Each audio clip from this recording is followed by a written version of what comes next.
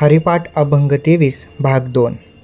अजपा जपणे उलट प्राणाचा, तेथेही मनाचा निर्धारू असे. ज्ञानदेवाजीने नामे विन व्यर्थ, रामकृष्णी पंथ क्रमी येला. ज्ञानेश्वर माऊली हरिपाठामधून काय सांगतात की अजपा जपणे उलट प्राणाचा. अजपा जपणे म्हणजे काय, तर श्वासावर पूर्णपणे नियंत्रण ठेवून सतत नामस्मरणामध्ये राहणं. आता सतत नामस्मरणामध्ये राहणं म्हणजे कसं, तर श्वासावर आपला विजय प्राप्त करावा लागतो.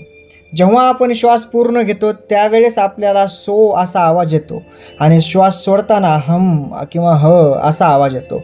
म्हणजेच हा सोहम नाद असतो आणि हा सोयम हम जप करता आला पाहिजे. जेव्हा आपण एखाद्या वेळेस मौन अवस्थेमध्ये असतो त्यावेळेस श्वासावर आपण नियंत्रण ठेवू शकतो. ध्यानाच्या अवस्थेत आपण श्वासावर नियंत्रण ठेवू शकतो आणि ही अशी अवस्था केवळ मनाचीच पाहिजे आणि बोलण्याची म्हणजे वाणीचीही पाहिजे. म्हणजे केवळ तुम्ही किंवा आपण श्वासावर नियंत्रण ठेवायचे म्हणून मौन धारण करणं म्हणजे न बोलणं हे अभिप्रेत नसून मनात देखील कसलेही विचार, शरीरानं कोणतेही विचार मनामध्ये नाही आले पाहिजेत आणि त्याचप्रमाणे वाणीतून कोणताही शब्द बाहेर नाही पडला पाहिजे. ही अवस्था प्राप्त झाली पाहिजे. तेव्हा सोहम नाद प्राप्त होतो. म्हणजेच काय, तर प्रत्येक श्वासात आपल्याकडून नामजप होतो. अजपा जपणे उलट प्राणाचा, तेथेही मनाचा निर्धारू असो. म्हणजेच काय, जर ह्याच्यावर आपण अशा प्रकारे सोहमनादावर जर आपण श्वासावर सतत दिवसभर लक्ष ठेवलं तर आपलं शरीर, मन, सर्व गोष्टी ज्या आहेत यावर आपलं नियंत्रण प्राप्त होतं आणि याच्यामधूनच आपण अजपा जप करू शकतो. म्हणजे अजय असलेला नेहमी चालत असणारा हा जप होतो. कुंडलिनी शक्ती जागृत होते आपल्याला आणि तेव्हाच आपल्याला ब्रह्माचा साक्षात्कार होतो. आपला आत्मानंद आणि सृष्टीतला परमानंद याचं मिलन होतं.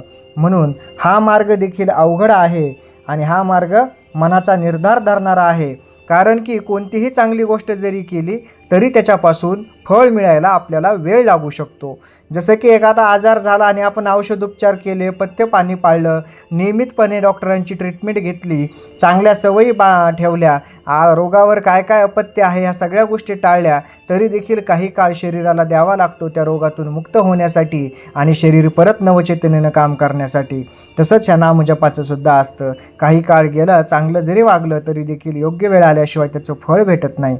ज्ञानदेवाजीने नामे विना व्यर्थ, रामकृष्णी पंथ क्रमी येला.